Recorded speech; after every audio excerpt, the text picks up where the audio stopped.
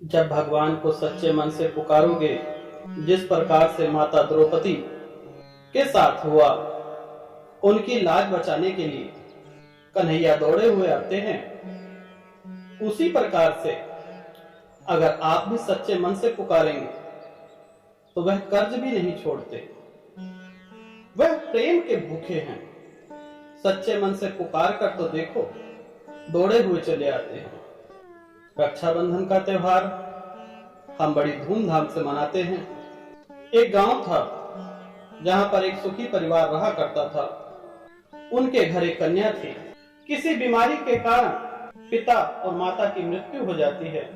उनके मौसी के घर कोई संतान नहीं होती, तो उस कन्या को उसकी मौसी पालती है।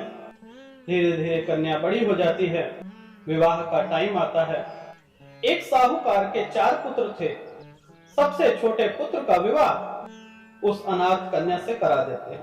3 बहुएं अच्छे घर से थी, जिनके घर में माता पिता भाई बहन सभी थे। जो सबसे छोटी बहू थी वह अनाथ थी। अनाथ होने के कारण दीपावली का त्योहार पड़ा। सारी बहुएं अपने मायके चली गई।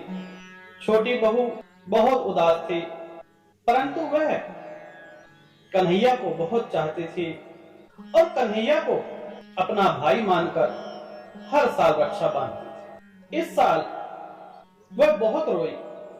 कन्हैया के सामने बैठकर रोई कि हे कन्हैया, तूने मेरे जीवन में इतना दुख क्यों दिया? मैंने कौन सी गलती की थी जो मुझे इतनी बड़ी सजा मिली? मन ही मन सोच रही थी। रक्षाबंधन के एक दिन पहले एक साहूकार आता है उनके घर, तो वह पहचान नहीं पाती कि यह कौन है। परंतु हर साल की जो रक्षा थी वह उस साहूकार के हाथ में होती है, तो वह कन्या पहचान जाती है कि यह मेरे भाई हो सकते हैं। धीरे धीरे संध्या का समय रात्रि में बदल जाता है। सभी भोजन करते हैं। प्रातः काल साहूकार और दूसरे साहूकार से आज्ञा लेते हैं, मैं अपनी बहन को अपने घर ले जाना चाहता हूँ। अब उनके पतिवर आए और कहने लगे, तुम ढोंगी कौन हो? यह कन्या तो अनाथ है। इनके माता पिता पहले ही गुजर गए थे और इन्हें मौसी ने पाला पोसा। उनकी भी कोई संतान नहीं थी, तो तुम इनके भाई कहां से हुए? तो कन्हैया ने जो रूप बदला था वह कहने लगे कि मैं इनके दूर का भाई हूं। और कन्हैया ने अपनी रासलीला रची। उनके बोध आया। उन्होंने कहा, चलो जाओ। अब वह अपनी बहन को लेकर राजमहल पहुंच जाते हैं। यहाँ पर उनका बहुत स्वागत होता है। वह अनाथ भूल गई कि मेरा भी एक घर था। उसे अपने पति की याद ना आई, क्योंकि कन्हैया ने ऐसा इंतजाम कर दिया था। जब उसे भूख लगे, खाना पीना रहना घूमना फिरना सब कुछ। अनेकों दासियां तो अपने घर का भी ना चिंता थी। मेरा भी एक घर परिवार है। रक्षाबंधन बीत जाता है। से उनके पति देव उन्हें लेने आते हैं। कन्हैया का महल देखकर पति देव सोचते हैं कि यह कहीं ठग तो नहीं है। अभी भी शंका चल रही है। घर में गए, का बहुत स्वागत हुआ किया। संध्या का समय आया और कन्हैया से विदाई लेते हैं। आपकी आज्ञा हो, क्या मैं अपनी पत्नी को अपने साथ ले जा सकता हूं? यह कहते हैं, इसमें संकोच कैसा? विदाई होती है और कन्हैया खूब सारा धन देते हैं। क्यों? क्योंकि उस अनाथ कन्या ने कन्हैया को जब पुकारा था तो वह दिन राखी का था। वह कन्या अपने भाई को राखी बांधती है। उपहार स्वरूप कन्हैया कोई कसर नहीं छोड़ते, उसकी झोली भर देते हैं। विदाई हो गई। 2-4 दास भी दिए। वह आधे रास्ते साहूकार पहुंचा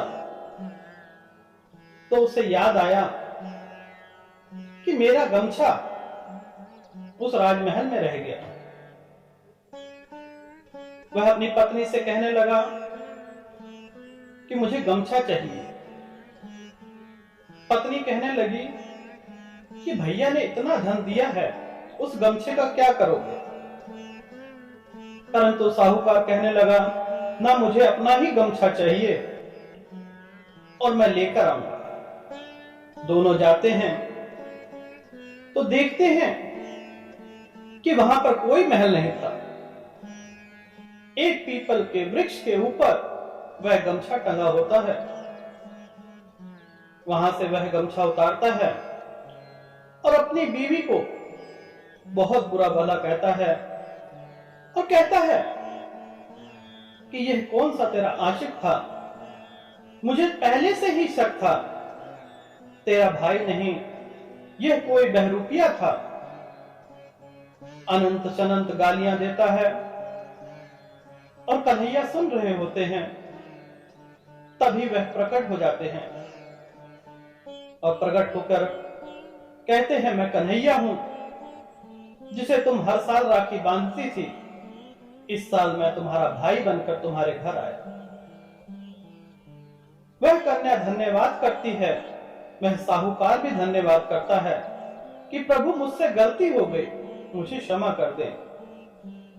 तत्पश्चात वह अपने महल को लौट जाते हैं। परंतु हमें इस कथा से क्या सीख मिलती है